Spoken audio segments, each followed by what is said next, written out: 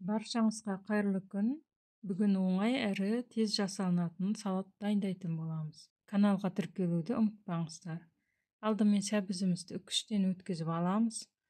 Сосын оған сәбізге арналған соусын қосып, қолмен жақсылап бір араластырып алып, аз уақытқа қойып қоятын боламыз. Келесі бізде қиярды төртке бөліп, видеодағыдай турап аламыз. Салатымызға керек заттарды видеоның астына жазып қалдыратын боламын. Сол жерден көре аласыздар. Сосын барынша майы аздау етімізді алып, оны да ұзынша қылып турап аламыз.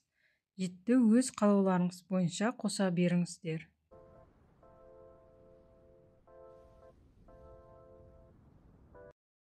Енді қызып тұрған майға туралған етімізді жуып алып, табамызға салып қуыратын боламыз.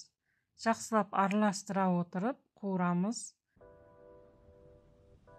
Осы кезде дәміне қарай тұзын да себіп, шамамен 15-20 минут қуырып алатын боламыз. Біздің етіміз қуырылып жатқан кезде тәтті бұрыштарымызды ұзыншалап турап алатын боламыз.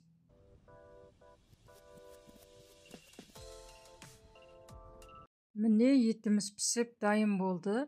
Осы кезде үстіне 1 шай қасық соевый соус салып, жақсылап араластырып, және оның үстіне тәтті бұрыштарымызды салып, тағы да 1-2 минут қуырып аламыз. Дайын болып тұрған сәбіздің үстіне қиярды салып, сосын табамыздағы етімізді салып, және үстіне укропты салып, барлығын араластырамыз.